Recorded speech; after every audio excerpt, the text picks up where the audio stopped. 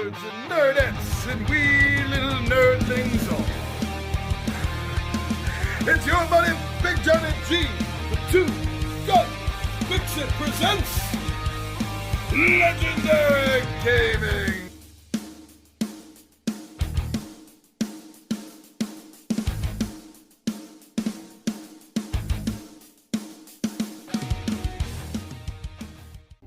Midday Monologue Monday. How are you all doing? I'm your buddy Big Johnny G, and I want to continue our conversation about building up a collection of board games. And this time, I want to talk about something maddening, absolutely insane. Yeah. Have you read any good books lately? Do you read Sutter Kane? I want to talk to you about building up a great Lovecraft-inspired board game collection. I'll see you all down the table.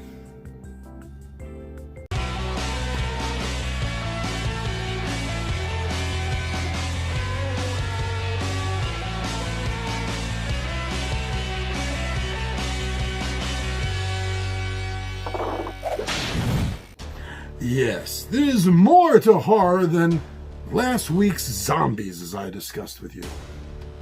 There is a very large category in horror board games that has become, over the years, almost all-encompassing.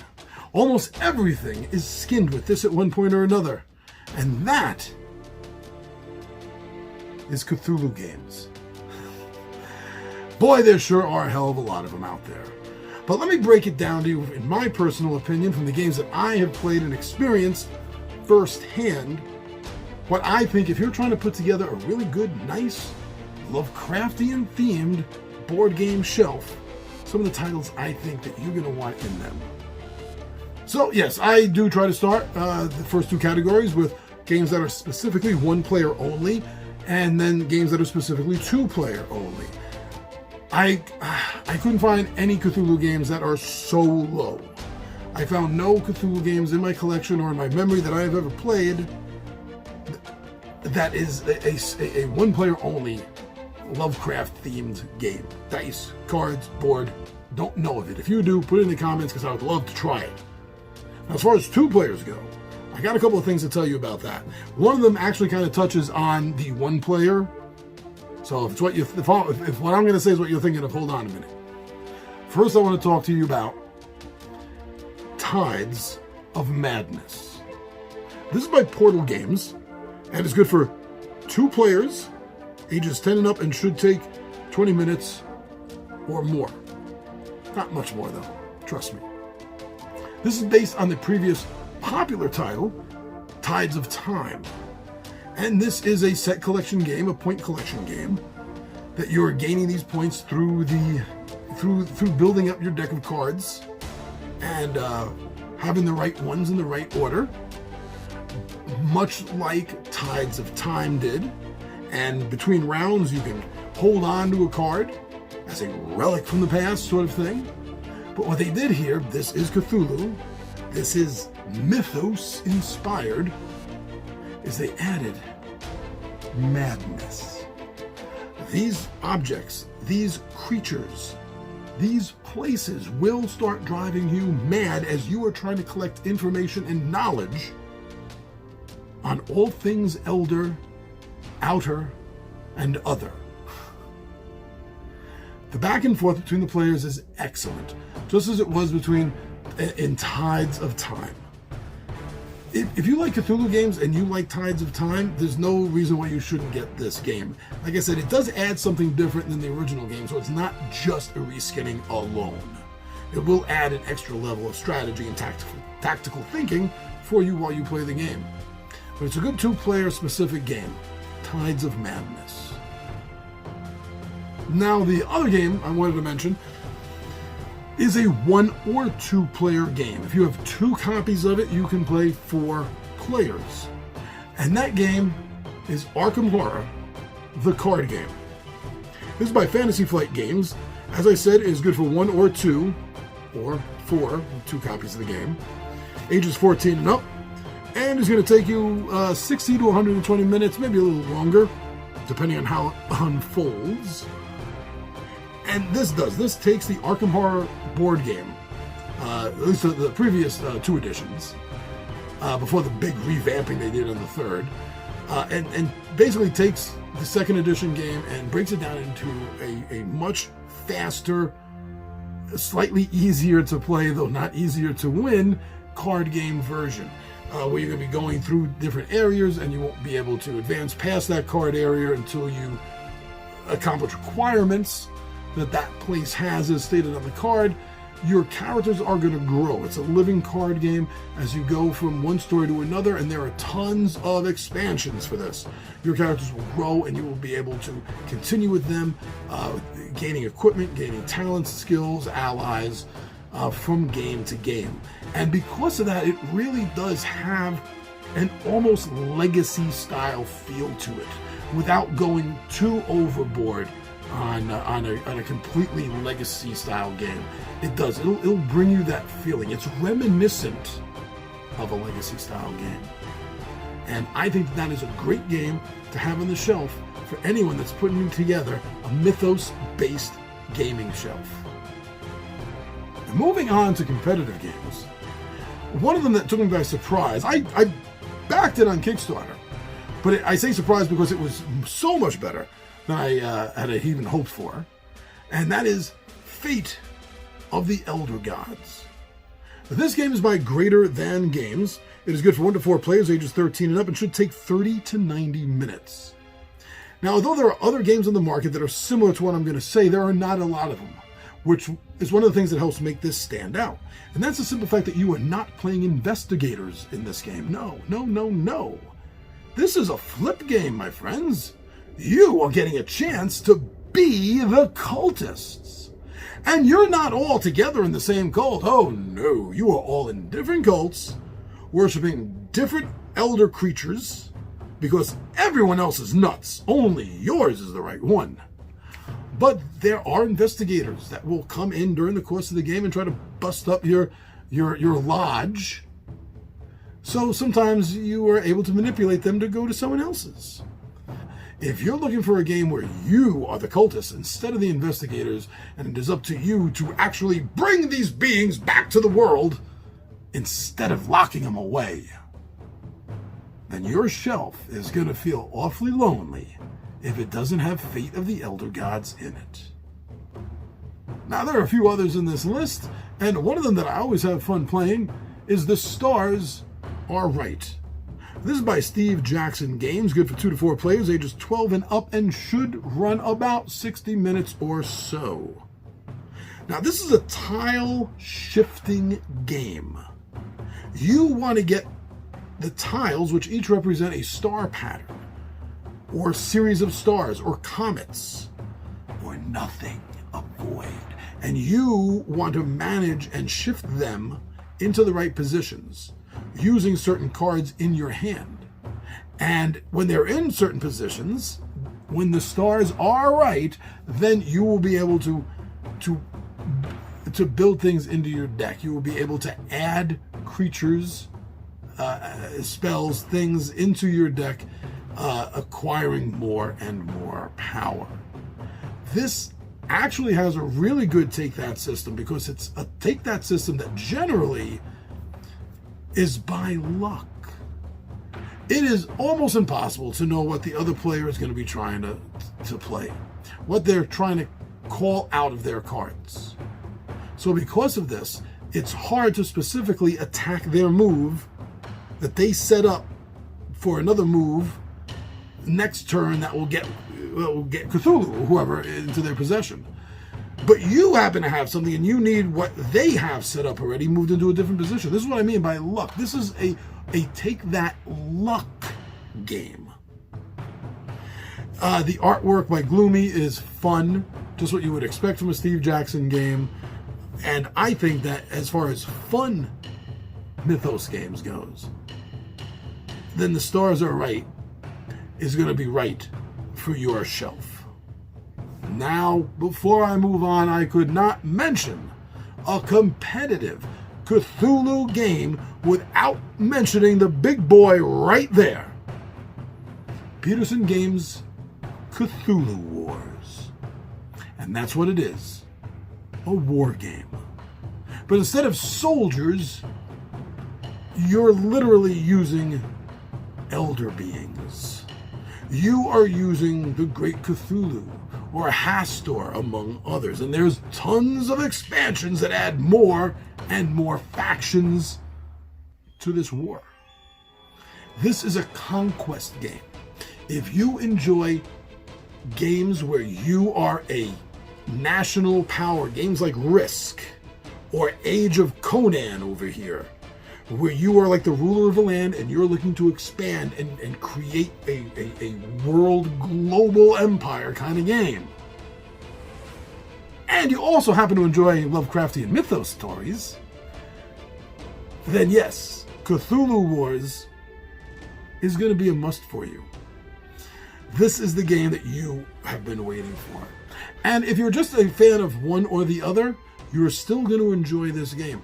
The mythos elder beings bring such a huge twist onto the classic combat war style game that it's based on. Yeah, that's the big one, my friends. That is one of the goals for any Cthulhu shelf. Cthulhu Wars.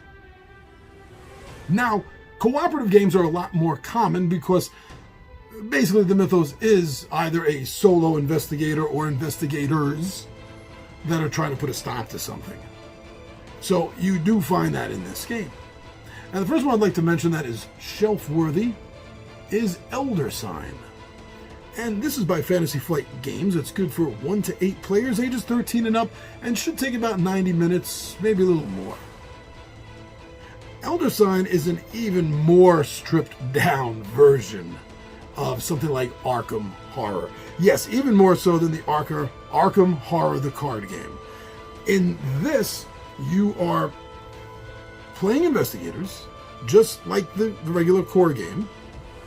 And the card setup is only for the core game that it's base sold with, as it takes place in Arkham, the Arkham Museum, and all the weirdness that is going on. And there are multiple beings that could be responsible. You choose at the beginning of the game, and that will set up certain criteria that you will need to win the game. What I like so much about this game is that it is a dice set collection style game, I guess. Each of the cards that you're going to have to interact with have a certain die roll that they need to be accomplished in order for the requirements to be made and the card to be dealt with. I do enjoy these style of games, these push your luck dice style set collection style of games, and that's what this is. And it is a brilliant version of that. It combines that style of gaming with everything we know and love already from Arkham Horror games into one tabletop adventure that you're not going to forget. So your Lovecraftian shelf, I think, is definitely going to need Elder Sign. There's another nice twist. See, that's the thing that draws me now to Cthulhian games, is if there's a twist to it. And this has a great one. Pandemic, Reign of Cthulhu. This is by Z-Man Games. It's good for 2 to 4 players, ages 14 and up, and should take about 45 to 60 minutes. Maybe a tad longer. This is part of a series of reskins on Pandemic that Z-Man Games has done. This is actually fairly brilliant. The use of cults to take the place of the virus cubes and moving around the Lovecraft country.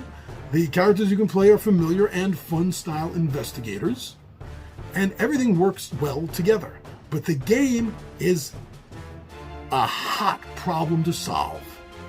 It really is, because just like previous Pandemic games, it ramps the tension up fairly fast.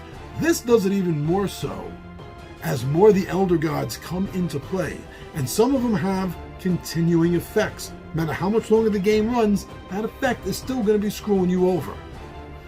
This is a tougher version than Pandemic, I think, because of that. If you've mastered Pandemic and you're looking for something a little bit more difficult, they've been doing a good job in the reskins. And for a Cthulhu shelf, yeah, you're definitely going to want to have Pandemic Reign of Cthulhu sitting up on your shelf. One more cooperative game to let you know about, and that is Eldritch Horror. This is also by Fantasy Flight Games, and it is similar to Arkham Horror, but it is a much more expanded version of the game and a much more detailed story in the game.